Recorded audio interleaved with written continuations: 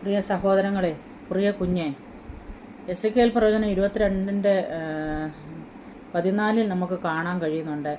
ഞാൻ നിന്നോട് കാര്യം തീർക്കുന്ന നാളിൽ നീ ധൈര്യത്തോടെ നിൽക്കുമോ? നിന്റെ കൈകൾ ബലപ്പെട്ടിരിക്കുമോ?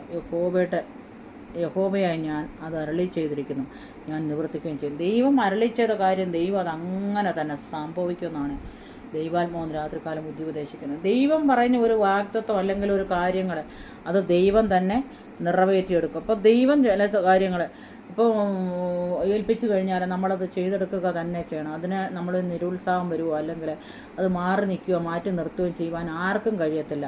ദൈവം പറഞ്ഞു, ഞാൻ നിന്നോട് കാര്യം തീർക്കുന്ന നാളിൽ നിൻ്റെ കൈകൾ, അതായത് നമ്മൾ മരിച്ച് സ്വർഗത്തിൽ പോകുമ്പോൾ കർത്താവ് ചിലത് നമ്മളോട് ചോദിക്കും. അന്നേരം നമ്മൾ ആ സ്വർഗത്തിൽ നമ്മുടെ പേരുണ്ടോ, അല്ലെങ്കിൽ ആ സ്വർഗത്തിൻ്റെ ബുക്കിൽ ഡയറിയിൽ നമ്മുടെ പേരുണ്ടോ, ജീവൻ്റെ പുസ്തകത്തിൽ പേരുണ്ടോ എന്ന് രാത്രികാലം നമ്മൾ പരിശോധിക്കേണ്ടത് ആവശ്യമായിരിക്കുന്നു.